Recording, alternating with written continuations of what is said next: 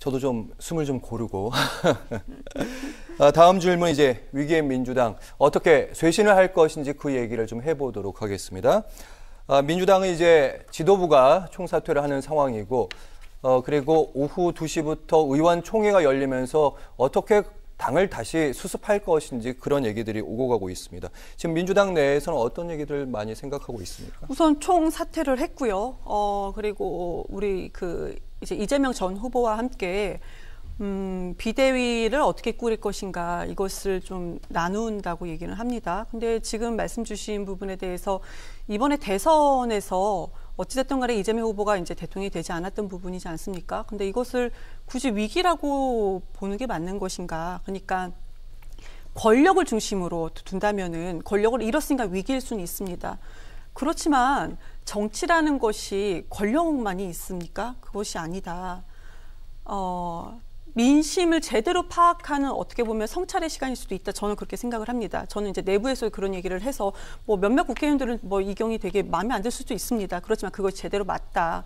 문재인 대통령의 지지율이 상당히 높지만 그렇지만 문재인 정부의 정책에 대해서 아쉬움도 있었던 부분이 있고 무엇보다도 지금 우리가 172석인데 국민들은 180석이라고 얘기하지 않습니까? 그만큼 거대 제1야당이 되는 거예요, 지금.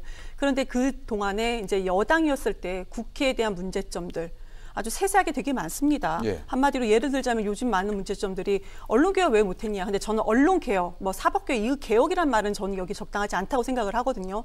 그러면은 좀 더 구체적으로 종편이 4개 채널이 있습니다. 어찌됐든 간에 그 종편제로 24시간 돌아가는데 국민의힘 쪽에 좀 더 유리한 보도가 훨씬 보도량이 많아요. 그건 이제 부정 못 하실 거예요. 그러면은 민주당을 지지하신 분들 입장에서는 그러면 그 종편 채널을 그러면 약간 중립적이거나 최소한 그런 채널 하나 왜 못 만들었냐. 그러면서 왜 언론 탓하냐. 이런 부분에 대해서는 비판도 상당히 많거든요.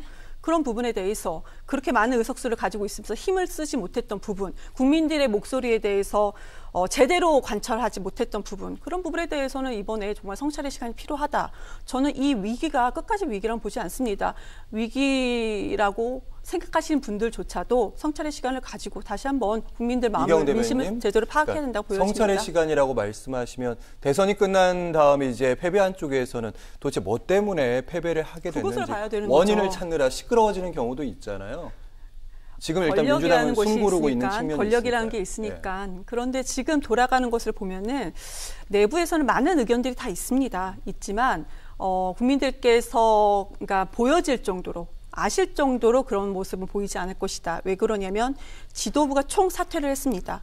이런 부분을 우려해서 총사퇴를 했던 부분입니다. 그래서 단 하나 이재명 전 후보와 이 부분에 대해서 우리 지도부를 다시 한번 꾸릴 때 논의는 그래도 좀 하는 게 좋지 않겠냐 이 정도거든요.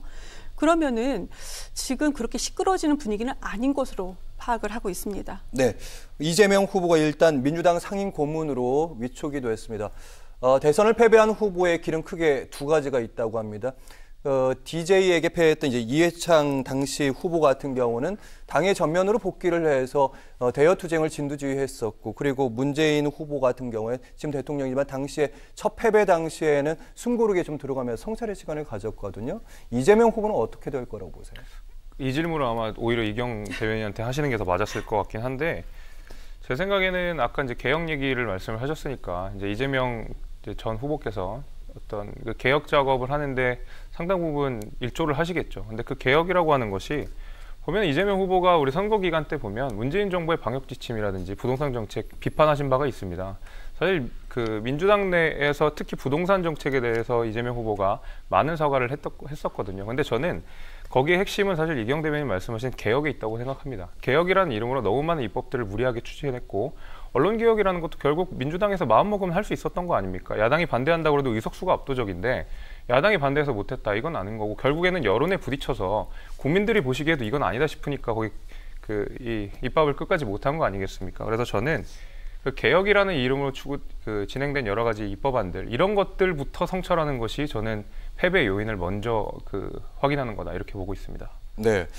이번에는 대선 이제 끝나자마자 정치권의 시계는 6일 지방선거에 벌써 가고 있습니다. 국민의힘에서는 대통령을 뽑고 나서 얼마 안 된 지방선거 아니면 총선에서는 대체로 대통령에게 있었던 그 당이 승리하는 경험들이 많았었는데 이번에도 좀 그럴 거라고 유리하다 이렇게 보시는 거죠?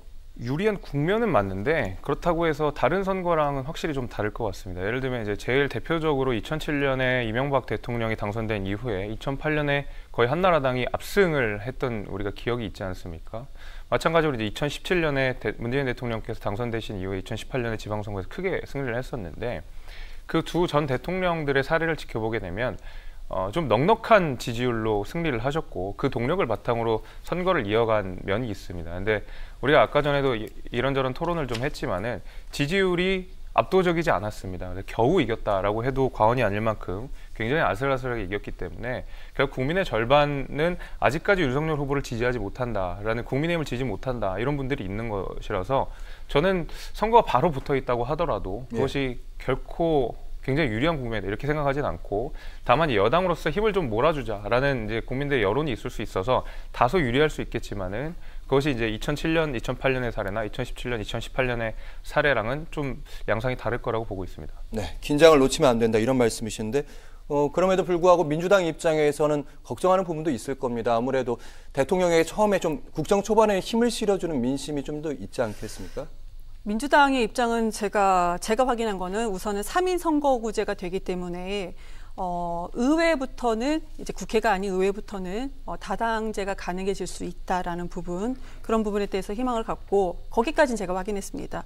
그리고 민주당의 이제 지도부나 국회의원이 아닌 민주당의 다른 큰 여론에 대해서는 우리가 지방선거에서 광역단체장, 기초단체장, 기초의원, 광역의원 우리가 의석수가 너무 많다. 이런 부분입니다. 그 부분에 대한 우려. 그러니까 우리가 너무 많다, 단순히 너무 많다가 아니고 책임도 있어야 되는 것이고 그리고 많은 분들의 지역에서도 의견이 반영돼야 되는데 그러지 못했던 부분을 한마디로 그냥 저와 같이 배지 아닌 사람들이 훨씬 더 많지 않겠습니까? 그런 사람들 이 부분에서 좀 객관적으로 보고 있는데 이번에는 제대로 좀 평가를 받아야 된다. 최소한 다당제 구조가 되면서 권력이 최소한 4분의 1이라든지 3분의 1 정도 이렇게 나눠줘야 되는 것인데 지금 민주당 권력에 대해서는 이것이 이제 좀 다시 한번 자리를 잘 잡아야 된다라는 부분 이렇게 생각을 하고 있습니다. 그리고 또 우리가 지금 민심의 흐름을 어떻게 파악하겠습니까? 국민의힘도 마찬가지고 우리 이제 여론조사 기관이 엄청나게 전문화되고 세분화됐음에도 불구하고 우리 이번에 대선에서도 여론조사 기관에서 이거를 민심을 제대로 파악하지 못했습니다. 거기에는 언론을 좁혀할 수 있는 그 환경 자체가 국민들의 환경 자체가 많이 달라졌거든요. 그런 부분도 감안한다면 이번에 민심에 대해서는 절박하게 제대로 가야 되는 것이지 이걸 우리가 미래를 먼저 예측하다가는 이것도 고개 쳐드는 그런 격이 되기 때문에 위험하다라고 마지막으로 말씀드리겠습니다. 네, 오늘 마지막 말씀으로 듣겠습니다. 이경 민주당 선대위 전 대변인 그리고 김재석 국민의힘 도봉갑 당협위원장과 함께했습니다. 말씀 잘 들었습니다. 고맙습니다. 네, 감사합니다.